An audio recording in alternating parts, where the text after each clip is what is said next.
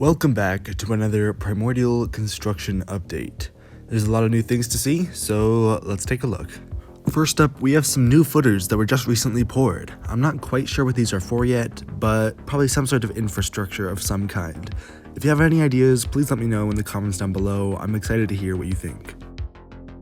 Last time I was here, the sign was not installed yet, but now it is, and it looks great. And I'm not trying to brag or anything, but I did call it was going to be a sign from the second they started pouring footers. Also, we have some foundation for another structure. I'm thinking this is going to be some sort of restroom of some kind, although the cannibal restrooms are kind of close. We'll see what this becomes in another update. Also, there was some serious compacting going on along with the laying of some gravel, which means paving is coming up really soon. I'd expect to see it being paved about next week. Now, we also have these black pipes sticking up out of the ground, but this is just drainage. It's just going to be some manholes and drainage so Primordial doesn't flood, which is probably a good thing. From that same spot, I was able to see a blue crane holding up a concrete pipe, and they were definitely pouring some kind of concrete. I had to check it out, so I headed over, and this is what I found.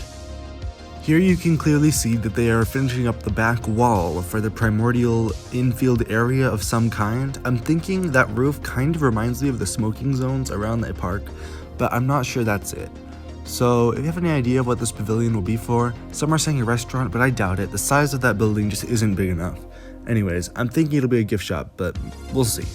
Also, rock work is getting finished up, as you can see, and it's all coming together.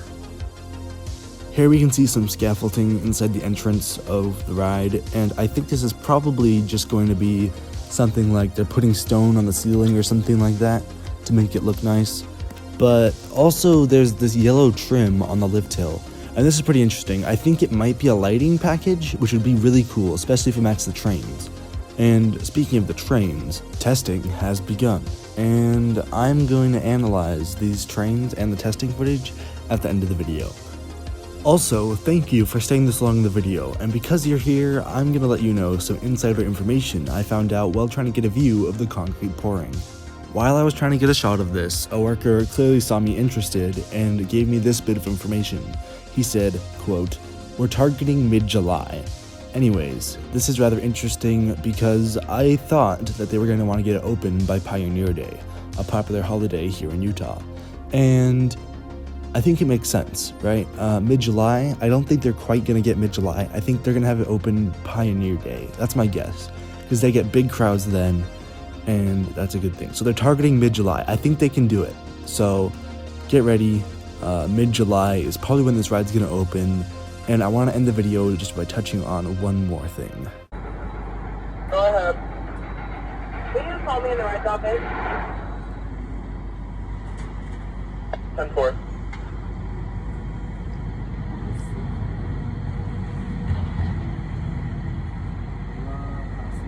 There you have it, video and audio of the Primordial testing footage.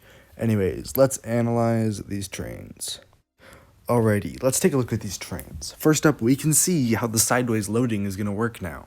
There's a little gap in the front of the train, and because the trains will be rotated 90 degrees sideways in the station on the moving loading platform, you just walk right in, sit in your seat, go down, pull down the restraint, which is the same as Bombora's, and then the cars will rotate 90 degrees out, and you'll head up the left hill, and from this footage, the trains will not be spinning on this portion. I'm guessing it might have a backwards section, like Cobra's Curse, halfway through in its other roller coaster portion, but that's just speculation. Also on these trains, we now know it's going to hold 8 riders per train, with this little box thing in the middle. Now, looking at this footage, it's a little bit blurry, and I can't really see, like, any guns of any kind, but I'm willing to bet they're there. There's like a central hub in the middle of some kind, although that might just be the center of mass and the rotation point for the trains, which would make sense for it to come up that high. Anyways, that's pretty much all I really noticed, and yeah, here's the one more thing. Alright, so while I was at the park, there were some good thunderstorms that came in, right? Completely normal thing, it's all fine, just a thunderstorm. Anyways, my old home park was Busch Gardens, Tampa, and if there was any sort of lightning strike within about 5 miles, they were forced to shut down all the outside rides. But At Lagoon, there were lightning strikes above the park, and yet they were still running rides like Cannibal Wicked with riders, which was a little bit concerning. I'm not sure that's the safest thing. I get that lightning strikes very uncommon, but come on, that's still a safety hazard, and Lagoon, you don't want to deal with lightning strike victims. It's not very good, especially running Cannibal. That's a little dangerous. I get you're not quite accustomed to thunderstorms and all that here in Utah. It's not great. Anyways, thanks for watching this video. Hope you learned something. Hope you're excited for Primordial, and I will see you in the next video. Bye.